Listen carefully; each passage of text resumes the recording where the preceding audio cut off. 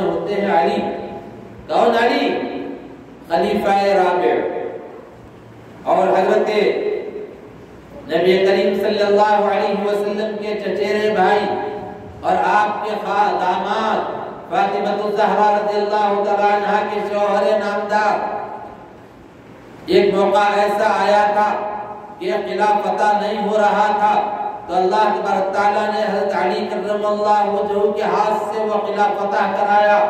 آپ نے وہاں کا وہ دروازہ جو تھا قلعے کا ایک ہاتھ سے اٹھا کر پھینک دیا تھا.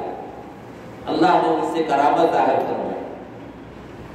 بعد میں کسی وجہ سے وہ دروازہ اٹھانے کی نوبت آئی تو 40 آدمی مل کر بھی نہیں اٹھا پائے اس کو، لیکن حضرت علی نے اٹھا کر پھینک دیا تھا ایک ہاتھ سے.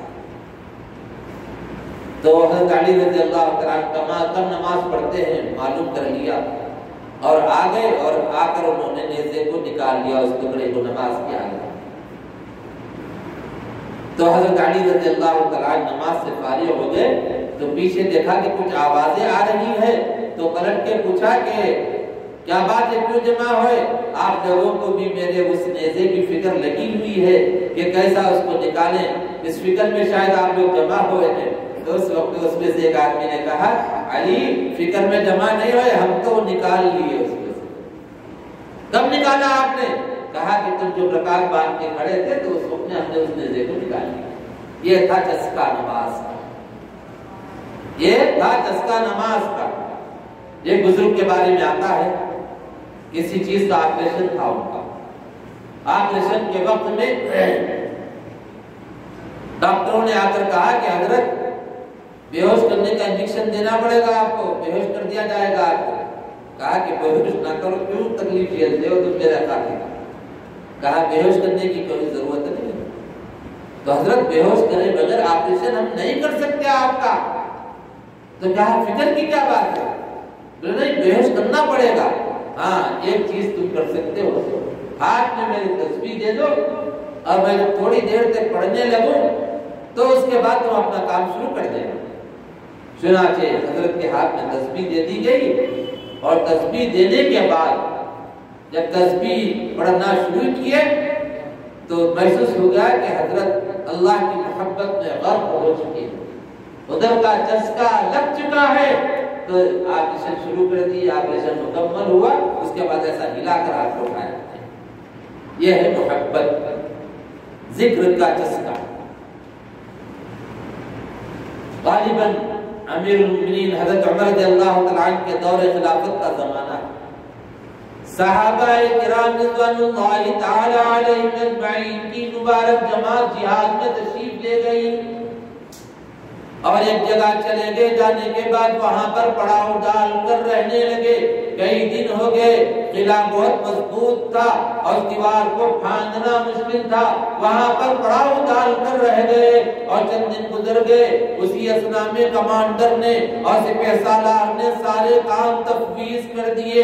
کہا کہ فلاں جگہ آپ کھڑے ہوں گے، وہاں پر آپ نگرانی کریں گے، فلاں بارڈر پر آپ رہیں گے، فلاں کنارے پر آپ رہیں گے. ایک صحابی کے بارے میں آتا ہے کہ 2 صحابی تھے، ان سے کہا گیا کہ فلاں پہاڑ پر آپ چڑھ کر رات میں نگرانی کرتے رہیں گے، کہیں دشمن آ کر مسلمانوں کی فوج پر حملہ نہ کر دے. یہ جب کہا گیا تو وہ 2 صحابی اس پہاڑ کے اوپر چڑھ گئے، جا کر وہاں پر ٹھہر گئے، نگرانی کرتے رہے. کرتے کرتے ایک ساتھی نے کہا بھائی دونوں آدمی کے جاگنے سے کیا فائدہ، آپ سو جائے کہ میں نگرانی کرتا رہوں گا. نگرانی کرنے لگے. نگرانی کرتے کرتے دل میں خیال آیا کہ دیکھو ایسا کرتے ہیں کہ یہ تو سو رہے ہیں، میں تو جاگ رہا ہوں، کیوں نہ اللہ کے سامنے لو لگاؤں، نماز پڑھنا شروع کر دو. چنانچہ آپ نے نماز پڑھنا شروع کیا، رکعت باندھی، سورہ فاتحہ پڑھا. پڑھنے کے بعد قرآن پاک کی تلاوت شروع کر دی. جب قرآن پاک کی تلاوت شروع کر دی تو اتنا مزہ آیا، اتنا مزہ آیا، اسی میں مو ہو گئے، مست ہو گئے. اسی میں ادھر ادھر کا خیال نہیں. دشمن آیا، دشمن نے آ کر دیکھا کہ یہ تو نماز میں مشغول ہے، نماز میں مشغول ہے. تو وہاں سے دور سے تیر پھینکا اس نے. جیسے ہی تیر پھینکا تو وہ صحابی جو نماز کی حالت میں تھے ان کو تیر لگا، تیر لگنے کے بعد خون کا فوارہ وہاں سے نکلا، نکلنے کے بعد جو سو رہے تھے وہ صحابی کے چہرے پر، ان کے بدن پر وہ خون کا فوارہ جو گرم گرم تھا وہ ان کے اوپر گرا، جیسے ہی گرا تو ان کی آنکھ کھل گئی، آنکھ کھلی تو دیکھا کہ یہ نماز کی حالت میں مشغول ہیں، وہاں بازو میں فوج آئی ہوئی ہے، دشمن وہاں پر آ کر وار کرتے جا رہے ہیں، تیر پھینکتے جا رہے ہیں۔ یہ صحابی اٹھے، اٹھنے کے بعد ان کو زور سے ہلایا، جیسے ہی ہلایا تو انہوں نے جلدی سے اپنی نماز مکمل کیا تو کیا دیکھتے ہیں ان کے سارے کپڑے خون میں آلود ہو چکے ہیں، خون سے گیلے ہو چکے ہیں، اور یہ صحابی جو سو رہے تھے ان کے اوپر بھی خون کے فوارے گر چکے ہیں، اور جب فوارے گرے ہیں ان کا بدن بھی خراب ہو گیا، وہ بھی یعنی کپڑے وہاں پہ خون سے آلودہ ہے۔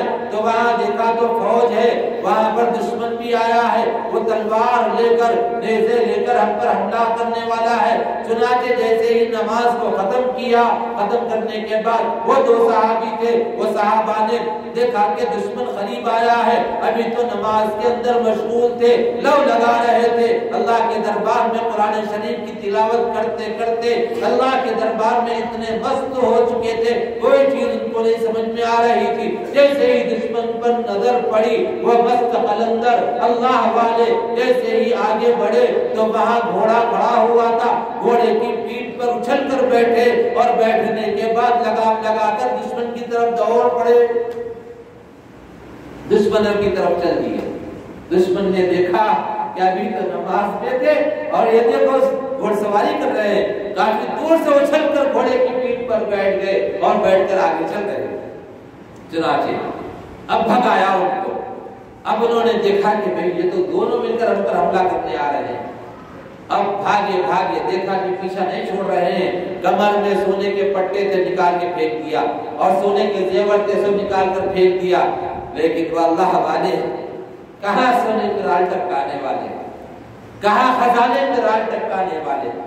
چنانچہ وہ گئے اور جیسے ہی پیچھا کرتے آگے بڑھتے گئے تو وہ دشمن قلعے میں چلا گیا، جا کر اندر سے دروازہ بند کر لیا، کافی دیر تک وہاں کھڑے رہے، للکارتے رہے، ہے تم تو آؤ مقابلہ کرتے ہیں، لیکن کوئی باہر نہ نکلا۔ چنانچہ پھر آئے اور آ کر اپنی جگہ بیٹھے، دشمن وہاں سے نکلا باہر، دیکھا کہ کوئی نہیں ہے تو ان کو خیال آیا کہ وہ میرے کمر کے لوہے سونے کے پٹے ہیں، وہ پٹے دیکھیں کہ کہیں لے کے گئے ہیں، تو جہاں پر جو چیز کو انہوں نے پھینکا تھا وہیں پر اس کو پایا، اس پر نظر بھی نہیں اٹھائی ہوئی۔ یہ ہے اللہ والے، یہ ہے خدا ترس بندے، یہ ہے آخرت سے لو لگانے والے، یہ ہے اللہ والے۔ ایسا ہم کو بننے کی کوشش کرنا چاہیے۔ اللہ کرے کہ ہمارے اندر اس کی تھوڑی سی جھلک بھی اپنے کرم سے اللہ ہمارے اندر پیدا فرمائے، ہم کو نیکوکاروں میں اللہ والوں میں شامل فرمائے، اور اللہ کے جو خاص بندے ہوتے ہیں جس کو اولیاء اللہ کہا جاتا ہے، اللہ اپنے کرم سے اس گروہ کے اندر اور اس طبقے کے اندر ہمیں شامل فرمائے۔ وآخر دعوانا الحمدللہ رب العالمین۔ جو حضرات سنت نہیں